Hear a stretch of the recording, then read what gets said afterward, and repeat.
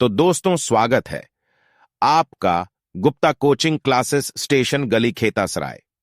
आज की वीडियो को पहला क्वेश्चन है, स्तनधारियों में श्वसन किसके द्वारा होता है? दोस्तों जल्दी से कमेंट बॉक्स में आंसर बताइएगा। बिल्कुल सही है, इस क्वेश्चन का राइट आंसर हो जाएगा दोस्तों किसके द्वारा? फेफड़ों द्वारा होता है, यानी कि इस क्वेश्चन का राइट आंसर बी हो जाएगा। बहुत ही बेसिक था, सभी को पता होगा मेरे हिसाब से। चलिए दूसरा क्वेश्चन दोस्तों, एक बीमारी है एम्फीसेमा, बीमारी का संबंध किससे होता है? तो ये बहुत इंपॉर्टेंट है क्योंकि एग्जाम में कई बार आ चुकी है ये वाली डिजीज। तो एम्फीसेमा बीमारी का संबंध किससे होता है? तो ये भी दोस्तों किससे संबंधित है? फेफड़ों यानी कि लंग्स से। इसमें क्या होता है कि लंग्स का देखिए ये नॉर्मल लंग्स होते हैं और इस प्रकार से ब्लैक हो जाते हैं। और दोस्तों ये कई बार पूछा जाता है कि ये वाली जो डिजीज है ये किससे होती है? तो ये स्मोकिंग करने से होती है, ये भी आप लोग ध्यान रखिएगा, ठीक है। डायग्राम के साथ में पढ़ने में मजा आता है तो प्लीज कमेंट बॉक्स में बताइएगा।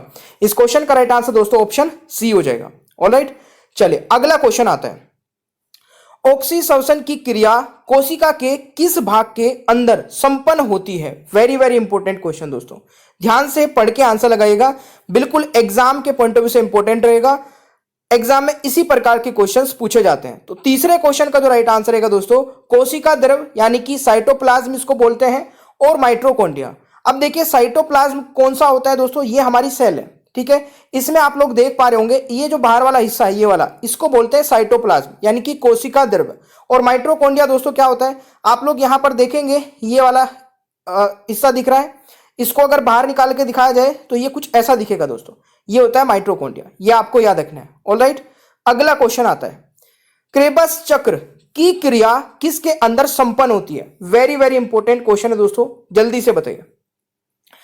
तो ये होती है किसके अंदर दोस्तों? बिल्कुल ये होती है दोस्तों माइटोकॉन्ड्रिया के अंदर। ये आप लोग यहां पर देख सकते हैं। Right answer is option A, ये आपका देखना है। कई बार दोस्तों ये भी क्वेश्चन पूछा जाता है डीएनए कहां पाया जाता है? तो माइटोकॉन्ड्रिया के अंदर। ये आपके ऑप्शंस अलग अलग दिए जाएंगे, तो आप ये भी यहां पर नोट कर लीजिएगा। ऑलराइट, चले पांचवा क्वेश्चन दोस्तों, वेरी वेरी इंपॉर्टेंट, मार्क करना। मनुष्य के दाएं फेफड़े कितने पिंडों में विभाजित होते हैं? यानी कि जो आपका दाएं साइड का फेफड़ा है दोस्तों वो कितने पिंडों में विभाजित है राइट साइड का? तो इस क्वेश्चन का दोस्तों राइट आंसर हो जाएगा, बिल्कुल सही उत्तर आप लोगों ने क्या है, 3 में। अगर पूछा जाए कि दोस्तों लेफ्ट साइड का जो फेफड़ा है वो कितने भागों में विभाजित है, वो 2 में। तो आप यहां पर दोस्तों नोट भी कर सकते हैं। देखिए डायग्राम से समझने में मजा आता है। तो आपको अगर ये चीज समझ आई है तो बिल्कुल वीडियो को फटाफट से दोस्तों लाइक कर दीजिएगा। काफी मोटिवेशन मिलेगा हमें भी इस बात से कि आपने वीडियो को लाइक भी कर दिया है। चलिए छठा क्वेश्चन आता है दोस्तों, एक वयस्क मनुष्य 1 मिनट में कितनी बार सांस लेता है? जल्दी से आंसर बताइए। तो मेरे प्यारे दोस्तों इस क्वेश्चन का सही उत्तर हो जाएगा, देखिए कई जगह इसमें इस प्रकार से क्वेश्चन पूछा जाएगा कि एक वयस्क मनुष्य मतलब रेस्ट के टाइम पे जब वो करता है दोस्तों, मतलब आराम कर रहा है, उस समय क्या कि 1 मिनट में कितनी बार सांस लेता है? तो उसमें आपका ये थोड़ा सा चेंज हो जाएगा। अब इस क्वेश्चन का राइट आंसर रहेगा 12 से 15, ठीक है। बट ये दोस्तों आपका चेंज क्या रहेगा, 12 से 20 तक के आपके ऑप्शंस में आप लोग लगा सकते हैं, अगर ऑप्शंस में जिस प्रकार से दिखेगा। ऑलराइट, तो इसमें कोई गलत नहीं है। अभी कुछ स्टूडेंट नीचे कमेंट बॉक्स में बताने लग जाएंगे कि सर आपने गलत बताया, ये बिल्कुल सही है 12 से 15। अगर 12 से 20 लिखा होगा और 12 से 15 ऑप्शन में नहीं होगा तो आप तब इसको राइट आंसर लगा सकते हैं। ऑलराइट, चलिए अगला क्वेश्चन आता है, फेफड़ों में कितने लीटर गैस धारण करने की अधिकतम क्षमता होती है दोस्तों? जल्दी से बताइए। देखिए यहां पर गैस वर्ड यूज किया गया है, तो ध्यान दीजिएगा, आगे चल के मैं और भी चीजें पूछूंगा तो उस चीज में कंफ्यूज मत होना। तो फेफड़ों में कितने लीटर गैस धारण करने की अधिकतम क्षमता होती है? इस क्वेश्चन का दोस्तों राइट आंसर हो जाएगा 5 लीटर, यानी कि सी राइट आंसर रहेगा इस क्वेश्चन का। ऑलराइट, चलिए अगला क्वेश्चन आता है, ऑक्सीजन की अनुपस्थिति में अनॉक्सीश्वसन होता है, इसमें कार्बोहाइड्रेट का अपघटन किसमें होता है दोस्तों? Very very important question, mark कर लेना। तो इस क्वेश्चन का राइट आंसर हो जाएगा बिल्कुल एथिल अल्कोहल तथा जल में, यानी कि राइट आंसर इस ऑप्शन है, ये आपको याद रखना है। मनुष्य में ब्रीथिंग के दौरान निकलने वाली वायु में ऑक्सीजन O2 की मात्रा कितनी होती है? मोस्ट इंपॉर्टेंट क्वेश्चन, मार्क कर लेना। और वीडियो को पूरा एंड तक देखोगे ना, बहुत नॉलेज हो जाएगी दोस्तों आपको। और इसके बाहर एक भी क्वेश्चन नहीं जाने वाला है क्योंकि 40 क्वेश्चन है इसमें। इस क्वेश्चन का दोस्तों राइट आंसर हो जाएगा जब हम दोस्तों ब्रीदिंग करते हैं तो उसके दौरान निकलने वाली वायु में ऑक्सीजन की जो मात्रा होती है वो 16% होती है, यानी कि बी राइट आंसर रहेगा। ये आपको याद रखना है दोस्तों। मोस्ट इंपोर्टेंट क्वेश्चन 10वां, वयस्क मनुष्य 1 मिनट में कितनी बार सांस लेता है? अब यहां पर ना मैं आपको पूरा बता देता हूं डिटेल में। अगर न्यू बॉर्न बेबी का पूछा जाए तो 30 से 40 हो जाएगा, या आप लोग यहां पर पढ़ सकते हैं, ज्यादा टाइम नहीं लगेगा। और एडल्ट का पूछा जाए दोस्तों 16 से 22 हो जाएगा। यहां पर 10वें क्वेश्चन में राइट आंसर क्या होगा जल्दी बताइए। देखिए यहां पर 16 से 22 लिखा है और वयस्क मनुष्य की पूछा गया है, तो 16 से 22 के हिसाब से कौन सा राइट आंसर रहेगा? ये आपका ऑप्शन ए हो जाएगा, क्योंकि ऑप्शंस आपको कभी एग्जैक्ट नहीं मिलते हैं दोस्तों एग्जाम में, तो इसमें कंफ्यूज नहीं होना है। ऑलराइट, तो राइट आंसर ऑप्शन ए हो जाएगा। अगला क्वेश्चन आता है, फेफड़ों की कुल क्षमता होती है, तो फेफड़ों की दोस्तों जो कुल क्षमता होती है वो कितनी होती है? राइट आंसर हो जाएगा, बिल्कुल सही है, 5800 मिलीलीटर, यानी कि ऑप्शन सी राइट आंसर हो जाएगा क्वेश्चन नंबर 11 का। ऑलराइट, चलिए अगला क्वेश्चन आता है दोस्तों। अगला क्वेश्चन कह रहा है, अश्वसन के समय सीटी की आवाज आना कौन से रोग की पहचान है? देखिए आप लोग देख रहे होंगे नॉर्मल लंग्स ऐसा होता है, और दोस्तों अस्थमा के समय पे लंग्स ऐसा हो जाता है, यानी कि जिसको दोस्तों अस्थमा की बीमारी है उसका जो लंग्स है ना वो दोस्तों सिकुड़ जाता है, आप लोग यहां पर देख सकते हैं। तो अस्थमा की बीमारी में दोस्तों सांस लेते समय सीटी की आवाज आती है, तो right answer is option B. I hope कि आप इस क्वेश्चन को कभी जिंदगी में गलत नहीं करेंगे। अगला क्वेश्चन आता है, मनुष्य में श्वसन प्रक्रिया का नियंत्रण मस्तिष्क के किस भाग के द्वारा किया जाता है? मोस्ट इंपोर्टेंट क्वेश्चन दोस्तों, जल्दी से आंसर बता दीजिए। इस क्वेश्चन का राइट आंसर रहेगा आपका, यह किया जाता है दोस्तों किस के द्वारा? मेडुला ऑब्लोंगेटा दोस्तों इस क्वेश्चन का राइट आंसर हो जाएगा। ये कहां पर होता है? मस्तिष्क में। डायग्राम में आप लोग यहां पर देख सकते हैं। राइट के बारे में सही कथन कौन सा है? तो यहां पर अगर पहले ऑप्शन की मैं बात करूं, यह रक्त में ऑक्सीजन का संचयन करता है, बिल्कुल सही है। दूसरा ऑप्शन है यह लोह युक्त यौगिक है, तो यह भी आपका सही है। तीसरा ऑप्शन आपका सही नहीं हो सकता है, और यहां पर यह रक्त को लाल रंग प्रदान करता है, बिल्कुल सही है। तो 14 का राइट आंसर आपका ऑप्शन सी हो जाएगा, पहला, दूसरा और चौथा राइट आंसर रहेगा। ऑलराइट, अगला क्वेश्चन आता है, शरीर में हीमोग्लोबिन का कार्य क्या है दोस्तों? तो इस क्वेश्चन का राइट आंसर क्या रहेगा? 15 का राइट आंसर इज ऑक्सीजन का परिवहन करना, यानी कि ए राइट आंसर हो जाएगा। ये तो सभी को पता होगा।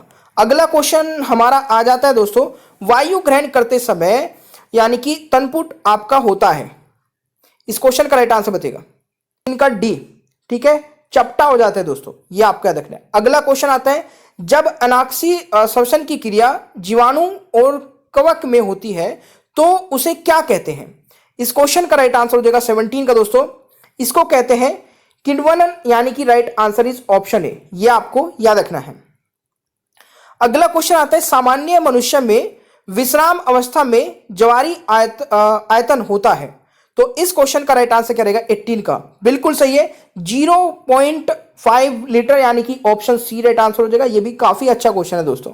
अगला क्वेश्चन आता है, फेफड़ों में श्वसन नली किस शाखा का अंतिम भाग है? तो इस क्वेश्चन का राइट आंसर बताइएगा। श्वसन नली किस शाखा का अंतिम भाग है? इस क्वेश्चन का राइट आंसर हो जाएगा 19 का बी, वायु कुपिकाएं, यानी कि right answer B right answer हो जाएगा दोस्तों 19वें का। अगला क्वेश्चन आता है, हीमोग्लोबिन की अनुपस्थिति में भी रुधिर कितने प्रतिशत ऑक्सीजन का आदान प्रदान कर सकता है? बहुत अच्छे लेवल का क्वेश्चन है दोस्तों, जल्दी से आंसर बताइए। बिल्कुल सही है, right answer is 2%, option A right answer का 20वें का। 21वां है, भोजन निगलते समय सांस मार्ग को बंद कौन कर देता है? 21वें का राइट आंसर क्या रहेगा दोस्तों, जल्दी से बता दीजिए। इसका सही उत्तर आपका हो जाएगा,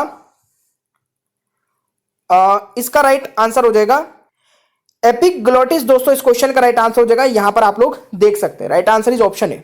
अगला क्वेश्चन आता है, श्वसन में प्रयुक्त ऊर्जा है, राइट आंसर दोस्तों क्या हो जाएगा? रासायनिक ऊर्जा, यानी कि ऑप्शन बी राइट आंसर हो जाएगा। अगला क्वेश्चन है, खानों या कारखानों में कार्य करने वाले श्रमिकों को कौन सा रोग होने की अधिक संभावना रहती है?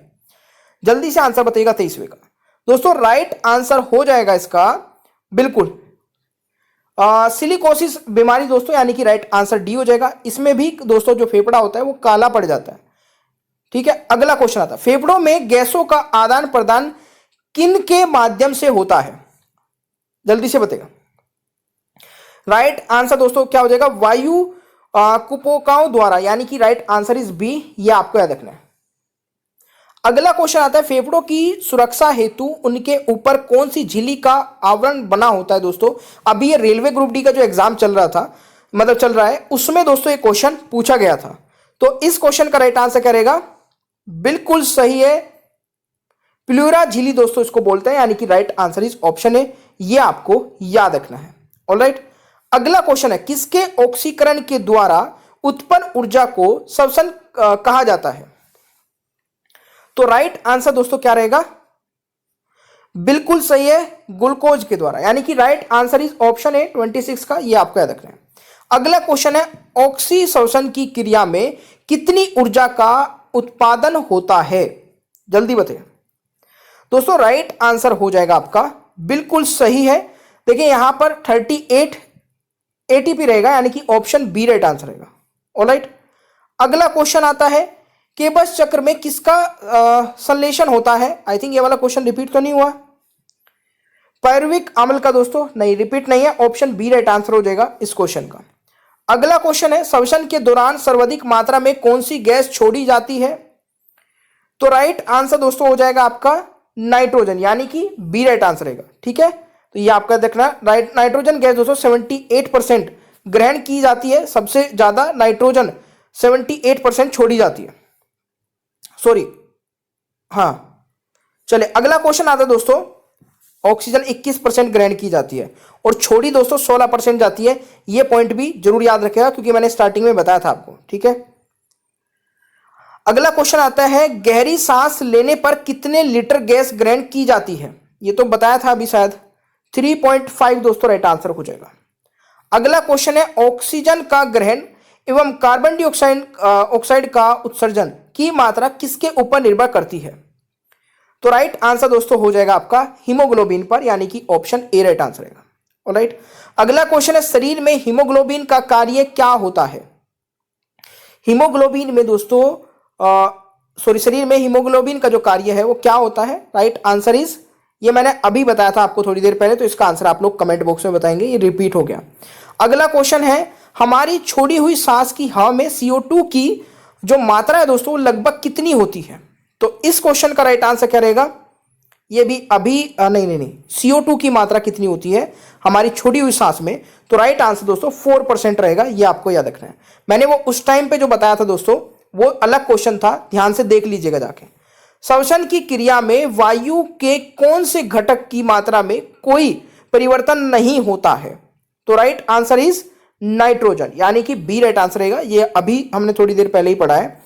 अगला क्वेश्चन है, कौन सी क्रिया को ऑक्सी तथा अनाक्सी श्वसन का कॉमन स्टेप माना जाता है? तो राइट आंसर क्या हो जाएगा? ग्लाइकोलाइसिस, यानी कि ऑप्शन ए राइट आंसर हो जाएगा 35 का। अगला क्वेश्चन है, जब मनुष्य कार्य करता है तो मांसपेशियों में ऑक्सीजन के अभाव में पायरुविक अम्ल का विखंडन किसमें हो जाता है दोस्तों? बहुत अच्छा क्वेश्चन है। राइट आंसर हो जाएगा बिल्कुल लैक्टिक अम्ल और कार्बन डाइऑक्साइड में, यानी कि ऑप्शन बी राइट आंसर रहेगा 36 का। अगला क्वेश्चन है, एक ग्लूकोज के पूर्ण ऑक्सीकरण पर कितने एटीपी अणु का निर्माण होता है? दोस्तों इस क्वेश्चन का राइट आंसर रहेगा 38, यानी कि ए राइट आंसर रहेगा क्वेश्चन नंबर 37 का। अगला क्वेश्चन है दोस्तों, बहुत ही इंपॉर्टेंट है, ध्यान से पढ़िएगा इस क्वेश्चन को। वायुमंडलीय ऑक्सीजन को फेफड़ों में ग्रहण करना और शरीर के विभिन्न भागों से आई हुई कार्बन डाइऑक्साइड गैस को वायुमंडल में मुक्त करने की क्रिया को क्या कहा जाता है? तो 38वें क्वेश्चन का राइट आंसर क्या हो जाएगा? बिल्कुल सही है, इस क्वेश्चन का राइट आंसर हो जाएगा श्वासोच्छ्वास दोस्तों, इस क्वेश्चन का राइट आंसर रहेगा, यानी कि option A is the right answer. अगला क्वेश्चन है, अनाक्सी श्वसन का अंतिम उत्पाद कौन सा होता है? तो राइट आंसर इज पायरुविक अम्ल, यानी कि ऑप्शन ए राइट आंसर रहेगा। अगला क्वेश्चन है दोस्तों, कोशिकीय श्वसन कोशिकाओं के अंदर कितने चक्रों में पूरा होता है? राइट आंसर इज दोस्तों इसका क्या हो जाएगा? बिल्कुल 2 चक्रों में, यानी कि ऑप्शन ए राइट आंसर रहेगा। वेरी वेरी इंपॉर्टेंट क्वेश्चन है। और दोस्तों ये क्वेश्चन आपका मोस्ट इंपॉर्टेंट है, मनुष्य के फेफड़ों का जो वजन है वो कितना होता है? कई बार आपसे हाइट भी पूछ ली जाती है, तो हाइट थोड़ी सी अलग अलग होती है, बट 27 सेंटीमीटर के अप्रोक्स आपको मिलता है ऑप्शंस में, तो आप आंसर लगा सकते हैं। आंसर हो जाएगा 41 का। ये थे हमारे क्वेश्चन। अब एक फटाफट से टेस्ट लगा लीजिए और टेस्ट में क्या स्कोर रहता है कमेंट बॉक्स में बताइएगा। एक तो इस क्वेश्चन का आंसर बताइए। 3 क्वेश्चन है दोस्तों टेस्ट के, तो तीनों के तीनों लगाकर देखिए। इस क्वेश्चन का आंसर, अगर वीडियो को पॉज कर लेना ज्यादा समय चाहिए तो दूसरा क्वेश्चन, ज्यादा समय चाहिएगा दोस्तों वीडियो को पॉज कर लेना भाई। तीसरा क्वेश्चन,